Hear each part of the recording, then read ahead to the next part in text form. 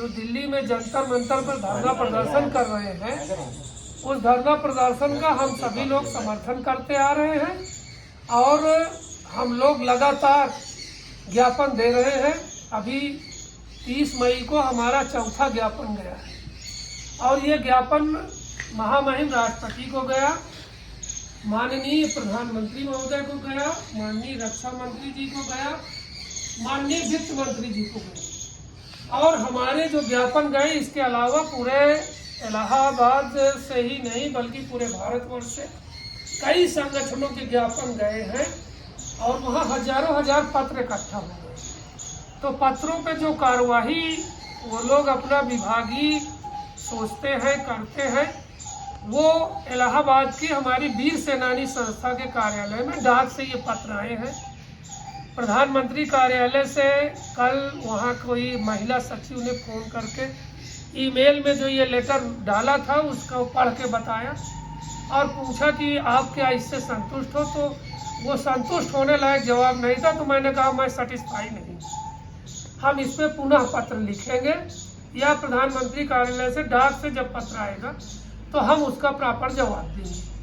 तो वो उसी बात को लेके ये ईमेल से आया था, इसको प्रिंट आउट लिया है, आप लोग देख लीजिए। दूसरा, वित्त मंत्रालय से एक पत्र आया है, हमारा ओआरओपी का जो ज्ञापन गया है यहाँ से माननीय सांसद महोदय अपने पैड पे लिख के भेजा है, उसकी कापियाँ सब जगह भेजा है।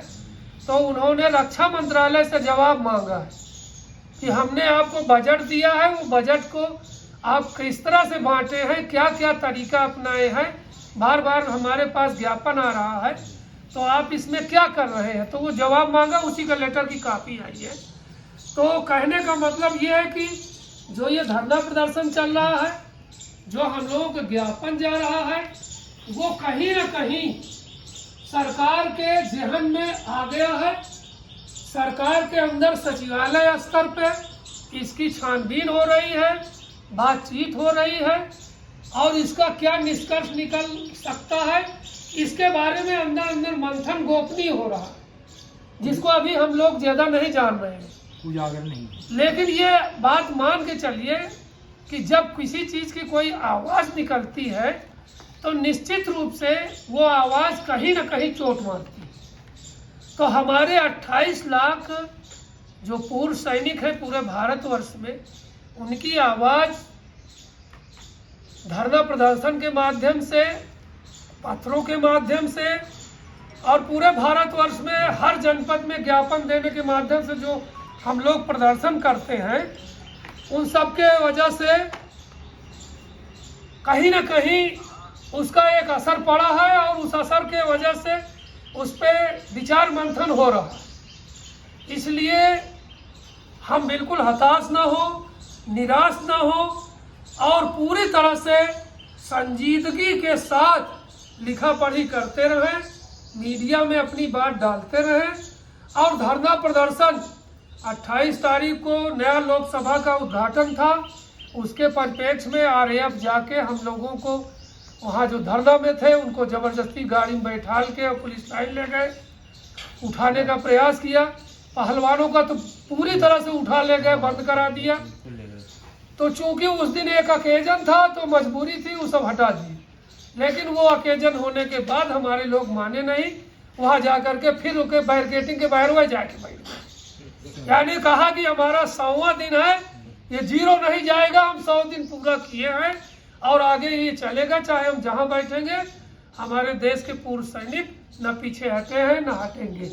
ये एक संवैधानिक व्यवस्था है, 2014 में हमको ठीक ढंग से न्यायपूर्ण तरीके से दिया गया, हम उसको स्वीकार किया, नहीं दिक्कत हुई।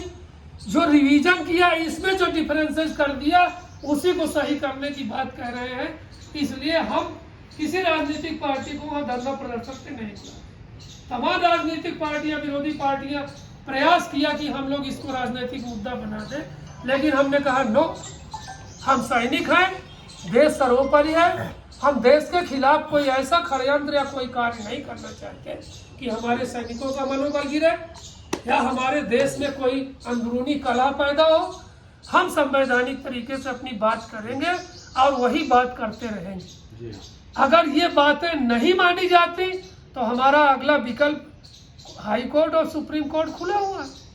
आदमी तो फिर न्यायालय जाता है। सही। लेकिन अगर न्यायालय से पहले अगर ये सब नहीं करेंगे तो न्यायालय हमारी अपील को रिजेक्ट कर देगा। इसलिए जब तक विकल्प होता है हमें पूरे प्रयास करने चाहिए।